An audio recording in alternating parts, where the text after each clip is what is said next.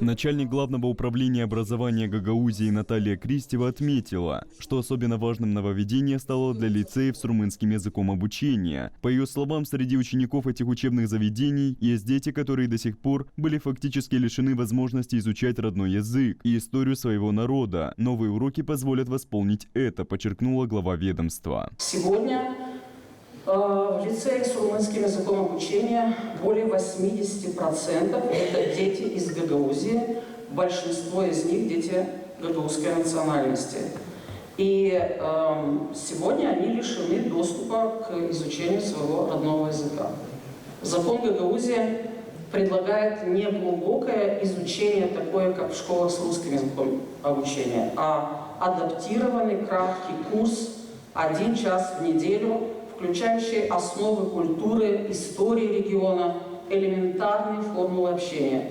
Это стандартная европейская практика в регионах, где проживают национальные меньшинства. Министр образования и исследований Дан Перчун подчеркнул, что министерство поддерживает развитие преподавания гагаузского языка и заинтересовано в том, чтобы этот процесс проходил на максимально высоком уровне. По словам министра, успех возможен только при совместной работе всех ответственных структур, чтобы подготовить качественные программы, материалы и условия для преподавания. Мы сейчас говорим здесь о 4 школах только, где его сегодня нет полностью.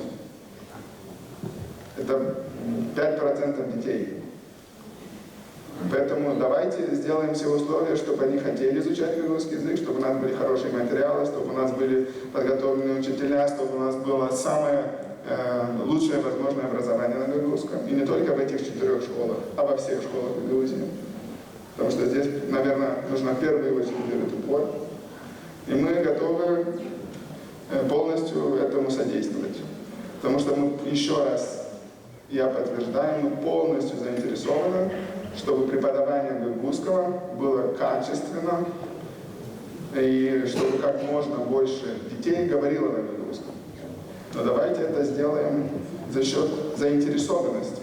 Представители образовательных учреждений подтверждают, что преподавание гагаузского языка в автономии находится на хорошем уровне, однако сталкивается с нехваткой учебных материалов. Представители учебных заведений подчеркивают, что в сотрудничестве с профильными структурами можно создать новые программы, учебники и ресурсы, которые позволят преподавать предмет качественно и доступно. Хорошо будет, если мы подумаем материал для учащихся. Пусть это будут мини какие-то словари тематические. Пусть это будут какие-то учебные пособия для учащихся. Потому что, да, учитель на уроке дает очень много. И на самом деле, посещая уроки, там очень богатый материал.